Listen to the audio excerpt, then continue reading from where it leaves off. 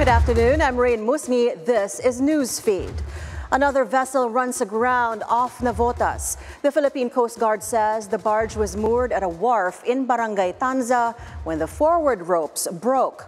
After being towed, the barge dropped anchor only to be dragged again by strong winds and huge waves. An investigation is underway. 4 other vessels were involved in mishaps at the height of Tropical Storm Enteng. The PCG now urges ships not to sail in areas under storm signals. On BNC's At the Forefront, PCG spokesman Michael John Encina says Monday's accident in Navotas was caused by strong waves and currents. Encina adds the Coast Guard is also coordinating with local officials for additional personnel deployment. We've been identifying all of the hot areas or the flooding areas that is possibly be affected by the said typhoon. So we have been able to provide forward deployment for that. As identified in Camarines Sur, we've rescued 67 individuals. We've evacuated 67 actually. And last Sunday, we've also conducted an evacuation operation areas in part of Cavite, somewhere in Nai.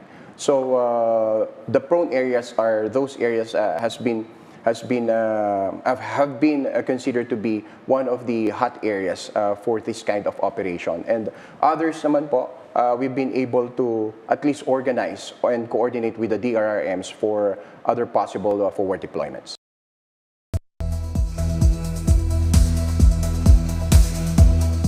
Israeli Prime Minister Benjamin Netanyahu rejecting calls to soften his demand to keep troops in the southern Gaza border in order to secure a hostage deal.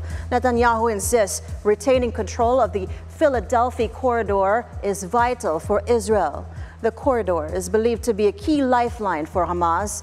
Israeli troops have uncovered dozens of tunnels in that area, which they say is being used to smuggle weapons into Gaza. Hamas is rejecting any Israeli presence in the corridor, but Israel is not letting up. Following Netanyahu's refusal to reach a compromise, U.S. President Joe Biden says the Israeli leader is not doing enough to secure the release of hostages still in Gaza.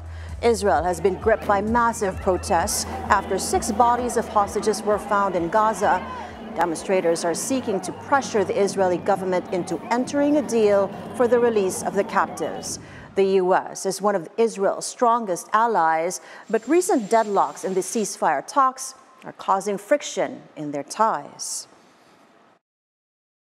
Are you planning to present a final hostage deal to both sides this week? We're very close to that. What makes you think that this deal will be successful in a way that the other deals were not? Hope springs eternal. Mr. President, do you think it's time for Prime Minister Netanyahu to do more on this issue? Do you think he's doing enough? No. Pope Francis arrives in Indonesia for the start of his ambitious Asia-Pacific tour. The Pope will be in Jakarta for 4 days to mark the first leg of his trip. He's scheduled to participate in an interfaith meeting at a mosque and meet with outgoing President Joko Widodo.